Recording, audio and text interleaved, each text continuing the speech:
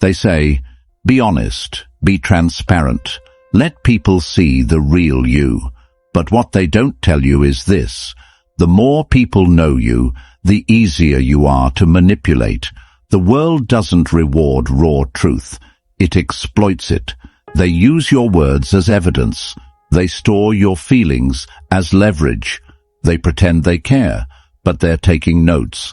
Machiavelli never told you to be honest with everyone. He told you to be smart, strategic, ruthless when needed. In a world where exposure is currency, the most valuable thing you can do is protect your inner world like a fortress. What you share becomes a tool for someone else, and what you hide becomes your weapon. These 5 secrets are not random. They are your psychological armor. Keep them buried, or you'll pay the price. Now, I want you to drop this affirmation in the comments. What they don't know, they can't control. Number 1, never reveal how far you're willing to go. People are obsessed with your boundaries, not because they respect them, but because they want to know how close they can get before you break. The moment you define your limits, you give them a blueprint of your control panel. You say, I'd never cut someone off, and they slowly start to drain your energy, test your patience, and push the edge. Knowing you won't walk away, you say, I'll never retaliate no matter what, and suddenly you become the easy target. They act with arrogance, not courage, because you already told them you won't fight back. That's not noble, that's exposure. And in a world ruled by strategy, exposure is suicide. See, people don't fear who's kind. They fear who's unreadable. They fear the one who smiles but leaves the consequences up to imagination.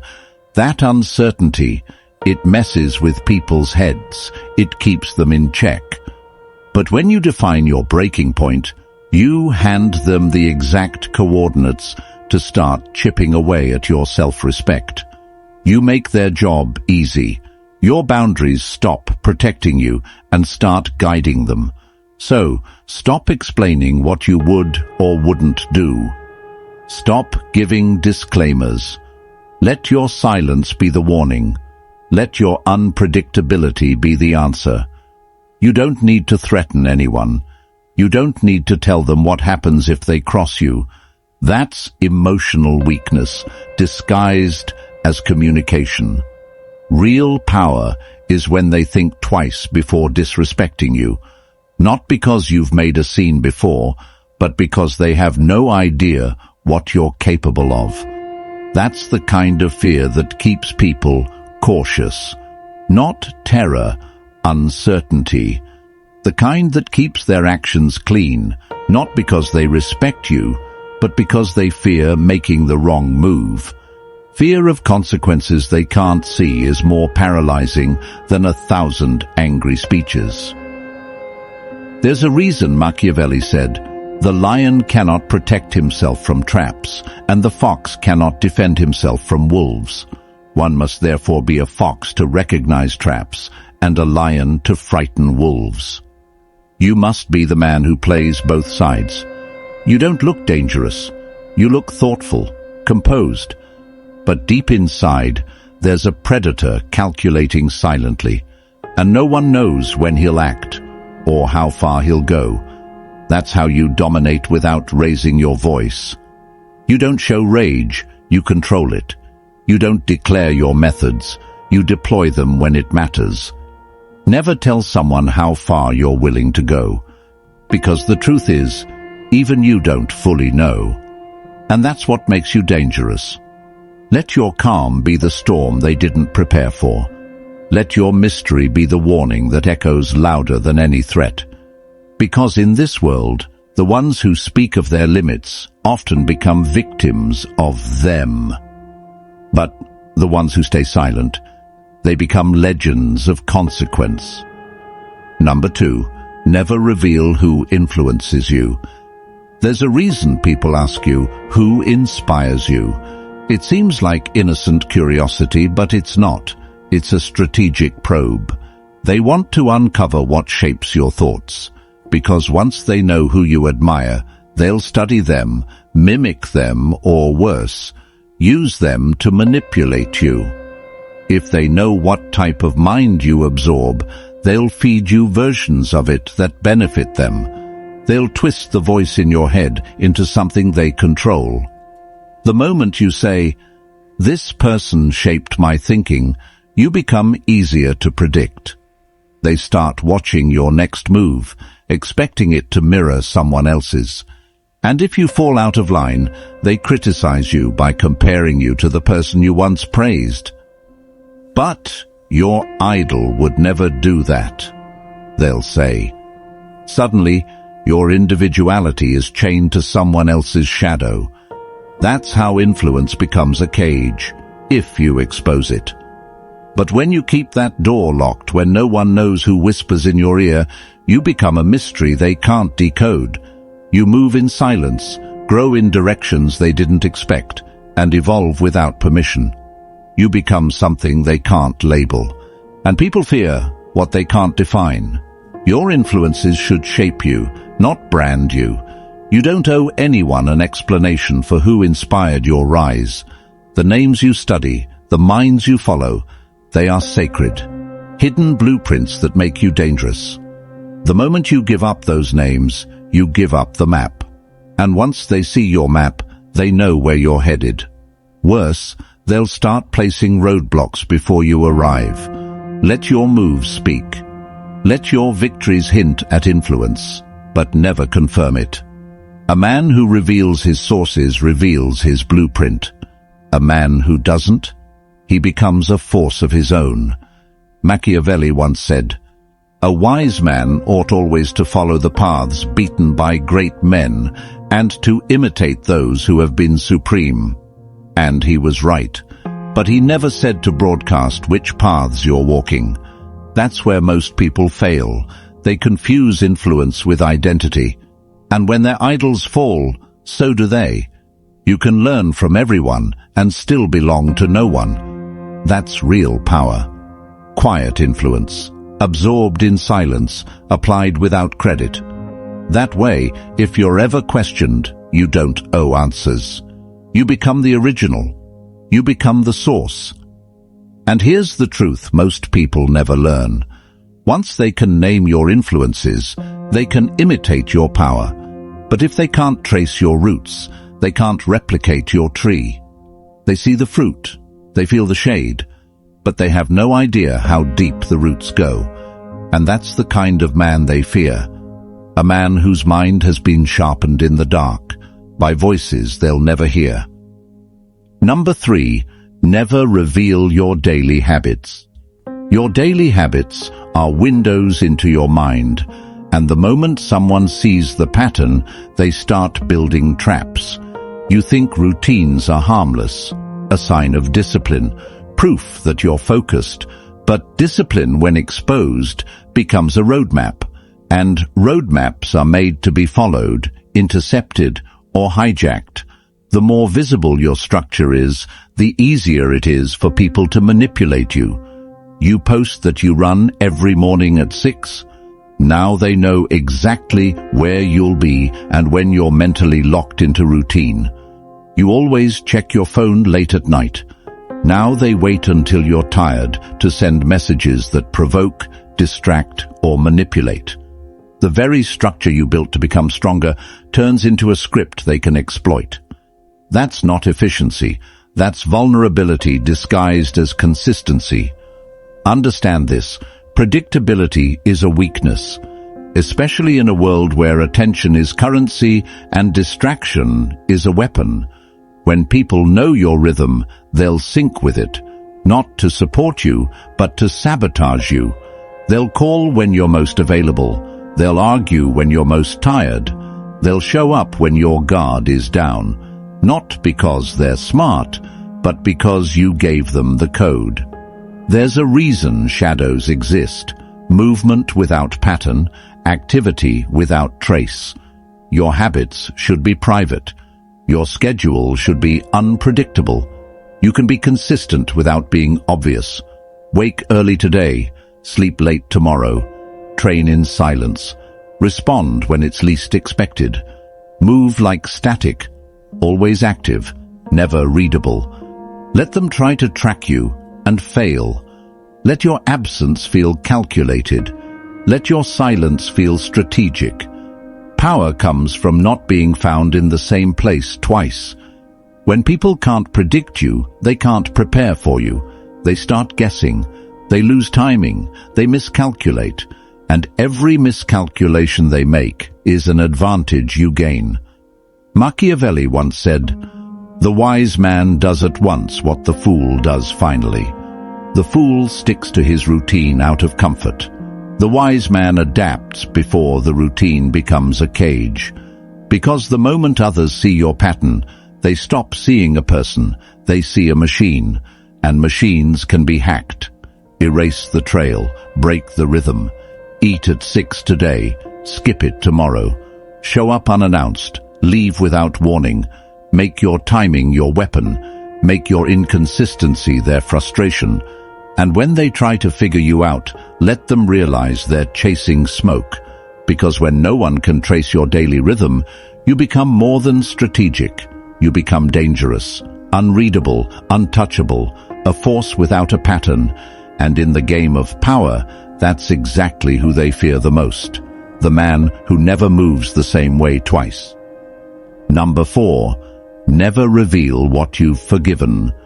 People love to tell you that forgiveness makes you noble, that letting go makes you stronger. But the world doesn't operate on noble ideals. It operates on pressure, leverage, and perception. And when someone knows what you've forgiven, they gain all three. Think about it. The moment you make it clear that you let something slide, a lie, a betrayal, a public humiliation, they study that reaction. They clock it. Not to appreciate your mercy, but to test how far they can push next time. You didn't call them out? You must be soft. You didn't retaliate? They assume you won't. Forgiveness becomes ammunition, not for you, but for them. And every time you show your tolerance, you draw the borders of your weakness. But silence? Silence is lethal. When you don't reveal what you've let go, they're left wondering, did he forgive me, or is he just waiting? That doubt, that gnawing uncertainty, is far more terrifying than open anger.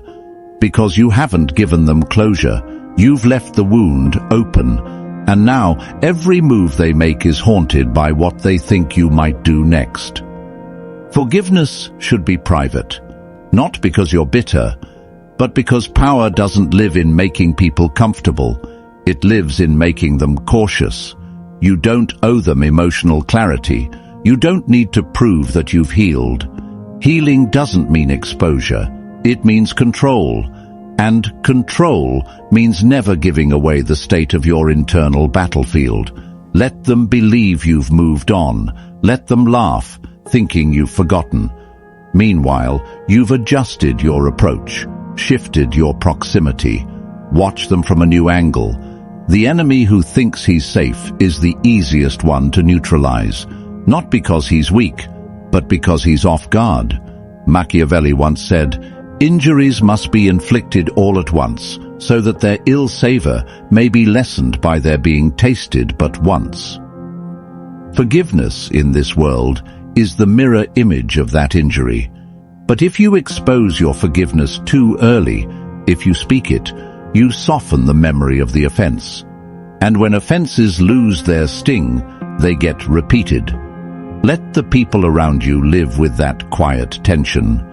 Did he let it go, or is he just biding his time? That's how you become untouchable. You don't react with noise. You don't explain. You just adjust.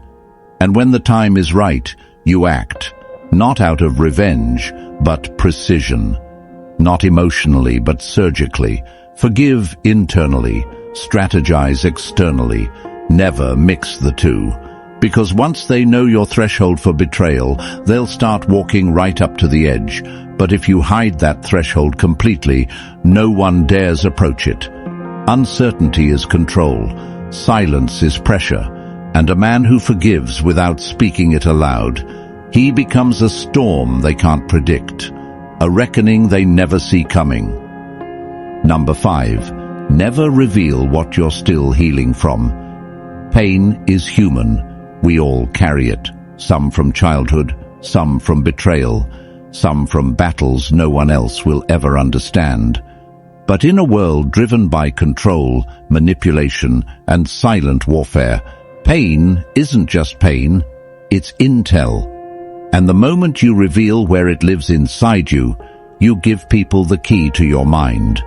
You say you're still healing from abandonment, someone will test your fear of being alone. You open up about trust issues.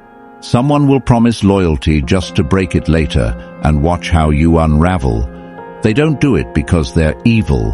They do it because human nature is opportunistic. When people sense weakness, they either avoid it or exploit it. And if they can't feel your wounds, they don't know how to move around you. That confusion keeps you in power. Never let them trace your pain. Once they know what hurt you, they start watching you like a specimen, testing your reactions, poking at triggers, gauging which words sting and which silences shake you. What was once your story becomes their strategy. Your vulnerability becomes their script, and you become readable, predictable, breakable. But when they don't know what damaged you, when they can't see where the cracks are, they assume there are none. That's not denial. That's defense. You don't deny your history. You just stop offering it to people who haven't earned it. You don't owe anyone a roadmap to your past just because they ask with soft eyes. Not everyone wants to understand. Some just want leverage. Machiavelli once said, "He who builds on the people builds on mud." That includes building your healing on the sympathy, validation, or perception of others. You don't need their understanding. You don't need them to know what you've survived. You don't need their applause for walking through hell. You need one thing: silence. The kind of silence that protects you while you rebuild, that shields you while you grow sharper, stronger, colder. The kind of silence that makes your enemies guess and fear what they cannot see. Because healing is sacred. It's not theater. It's not conversation. It's war. Quiet, personal war. And when you come out of it, you don't announce it. You walk back into the world as if you were never wounded to begin with. You move with the confidence of someone who built themselves in the dark and came out forged in fire. Let the world meet you when you're whole. Let them wonder what made you this calm, this collected, this unshakable. Never hand them your pain and expect protection. Hide it. Heal in silence. And return as someone no one ever expected, because they never saw the cracks to begin with. The world we live in thrives on noise. Everyone's talking, posting, confessing, as if visibility equals power. But what they don't realize is this: the more they reveal, the easier they are to break. Every honest update, every emotional post, they're laying out the blueprint of their destruction. And while they chase validation, you've chosen a different weapon: silence. You don't speak for attention. You move in shadows because that's where real power lives. You're not unreadable because you're lost. You're unreadable because you're in control.